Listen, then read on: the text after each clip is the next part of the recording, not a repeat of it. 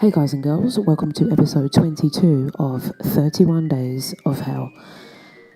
For those of you that are watching the series at the moment, I made a slight mistake by uploading episode 19 and then skipping to 21 and then 22. So I'm going to change that. It will be episode 20, 21, and this will be episode 22 and 23, as it will be in two parts. Okay.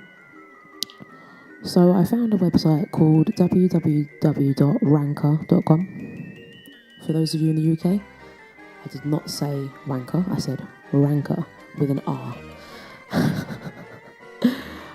Okay, so these are 8 personal experiences people have had that are considered freaky coincidences. So this is people describing personal coincidences they experienced. And there are 16 here, so I'm going to read out 8 for part 1. Part 1. Found a postcard from his girlfriend. I worked at a library for a very long time in an effort to not lose my soul. I collected stuff I found in books. My favourite discovery was a hilarious postcard between 2 friends. I immediately thought, I'd like to meet these people, and kept it next to my computer for a few years. After a few years passes, I'm going through my papers and find a postcard from my girlfriend that I don't recognise. It takes me a few minutes to understand that I'm reading the postcard I put aside years earlier, between someone who was now my girlfriend and another person I'd come to know as a friend. It was probably the weirdest event in a series of events that defied probability regarding a ton of surreal linked events in our lives. Number 2. Both rental agent and birth mother. I'm adopted. I'm about 18 and moving to the big city to start uni. Looked at heaps of apartments and finally found somewhere nice. The real estate agent shows me around the apartment and I decide to take it. A couple of days later, I'm in the realtor's office to sign the lease, chatting away with the ladies. Just the usual, where are you moving from? Chatter, as I filled out all the paperwork. And the nice agent who showed the apartment to me gave me the keys. Cut to a few weeks later, and the phone at my new apartment rings. It's my realtor calling to tell me that she's my birth mother. She swears to this day that she recognised my familiar family facial features on the day she showed me the apartment. And it's true. I do look a lot like my cousins and her daughters.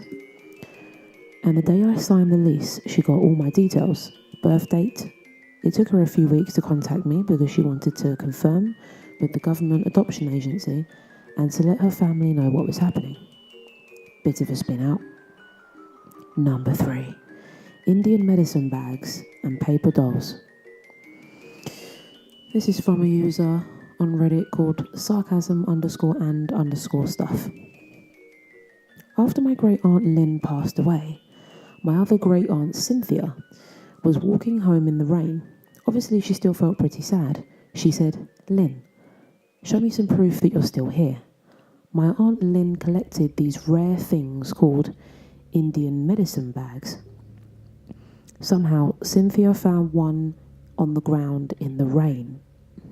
Inside there were 6 paper dolls, 4 girls and 2 guys.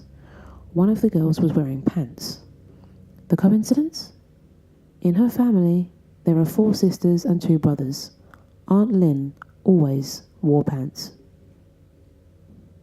Number 4. It was too busy up there.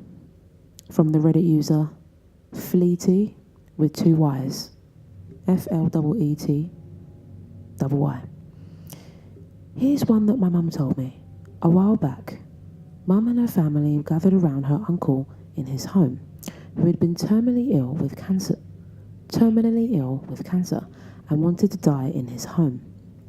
Anyway, being Catholic, he wanted to receive his last rites. His breathing pattern was extremely odd until the priest arrived and gave him his rites.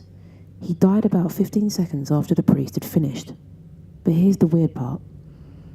After roughly 30 seconds of being out of it, he came back. He turned to his wife and muttered very softly, I can't go yet. It's too busy. He then slipped into a state of unconsciousness and died probably 2 hours later. The next day, we turn on the news. And last night, at seriously 15 minutes after his first death, was the detonation of the historic Bali bombings that killed many people. I've never really been sure on religion/afterlife, but this experience of Mum's has always made me think. Number 5. An oncology love connection. From Reddit user that_Jerry, all lowercase. Back about 10 years ago, I went on a first date with someone I met online through Match.com. I lived in the Philadelphia suburbs. She was in the city. I drove into the city for your typical dinner and a movie, or a movie, Memento, and then dinner in this case. We enjoyed the movie for a while whilst we were talking and walking to dinner.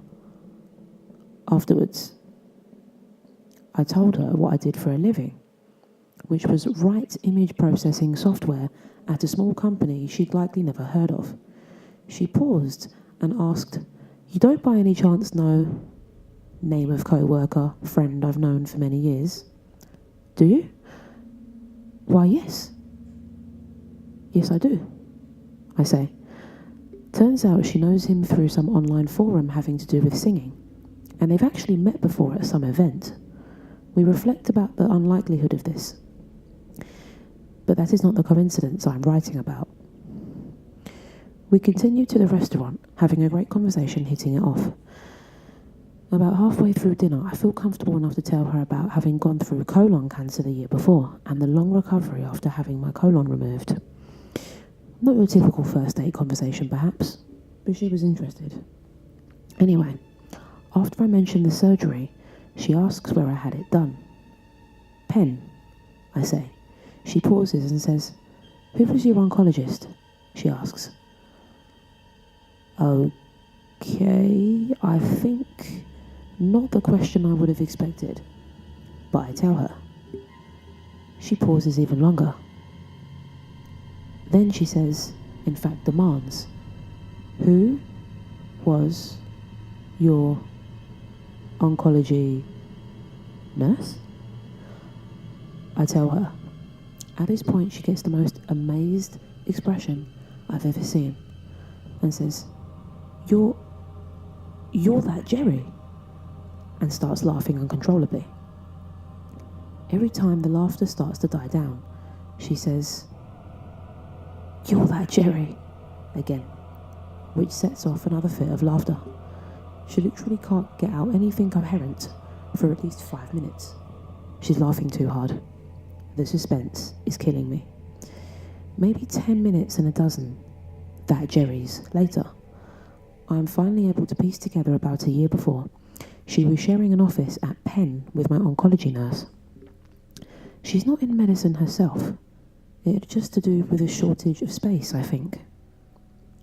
The nurse used to tell her, "I have this one patient who would be perfect for you.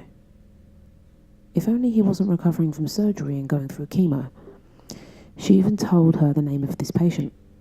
Of course, he was me. And she and I ended up dating for a year or so, and we are still good friends to this day. Number 6. The graveyard coincidence. Posted by Reddit user Kadra_Dracker. Kadra_Dracker. I was taking some pictures at a graveyard for a class, and my friends were there modelling for me. I asked one of my friends to try fake crying while I adjust my camera. While I go to take a picture, I see she's doing a great job crying. I take a couple pictures before realising that she is looking at this big family grave with the exact same names of her relatives. There was her dad's name, mum's, sisters, and brothers. Exact name with their exact last name. Her family lives in another state, and they are alive. So that was spooky. But later on, we are all in my car and we are listening to some music off a USB device. We were listening to a song for like the third time when the sound goes off and a horrible voice says, "Get back from where you came from." And the song continues from where it left off. We were so creeped out by that, we had to stop and catch our breath. If that's not creepy, then I don't know what is. Number 7. Posted by the Reddit user Stephanie Yo. She met someone with his exact name. My grandmother was in her first year of high school when the United States began sending soldiers overseas for World War II. She said it was very common for the young men to toss scraps of paper with their names and addresses onto the ground when they drove through cities, hoping someone would pick up the paper and write to them while they were deployed. One day, when my grandmother was working at the local penny store, a convoy drove by. She rushed outside and snapped up the first scrap of paper she saw. She began to write to the soldier, and they quickly became interested in one another. Several months later, the principal of all-girls Catholic school pulled her out of class, saying a young soldier had come to see her. The principal allowed her to meet with the soldier for 10 minutes, supervised, in the school's auditorium. It was the young soldier that she had been writing to these past few months. He told her that he was in love with her, but he was going back to battle in a few days. He gave her a pocket watch and reminded her to wind it every night before she went to bed. He promised that he would come back for her and that he would continue to love her for as long as the watch ticked. He was soon sent back overseas and they continued to write one another. One night, the watch would not wind. My grandmother was heartbroken, but figured that she would save her money from her job at the penny store and have the watch repaired. 2 days after the watch stopped working, my grandmother received a call from the soldier's mother. He had passed away in battle 2 days before, at the same time that the watch had stopped ticking. Just like he said, he will be alive for as long as the watch stopped ticking. And the day that watch broke was the day he died in battle. My grandmother was distraught and soon mailed the watch back to the soldier's mother. 2 years later, she met a young man and fell in love again and eventually married him. He had the same first, middle, and last name as the deceased soldier. They also would have been the same age. I think that's the creepiest one I've read so far. Number 8. Ouija board prediction came true. From Reddit user Minneapolis, with a 1 replacing the first I. My grandpa has always been the type of guy to love science fiction and the paranormal. One time he told me a story that has always freaked me out. Years ago, when my mother and her sisters were little, my grandpa had a Ouija board that he liked to mess around with down in their basement. One day, he asked the Ouija board questions about himself that he could answer. That the board could answer. Where am I from? What's my address? Who is my mother? Just to see what it would say. He asked, how many daughters do I have? It responded with 3. My grandpa said, I have 4. And the board responded with, not for long. 2 weeks later, one of his daughters died in a car crash. The board was right. And that concludes part 1 of creepy coincidences. freaky personal coincidences that people have experienced. And that concludes episode 22 of 31 Days of Hell.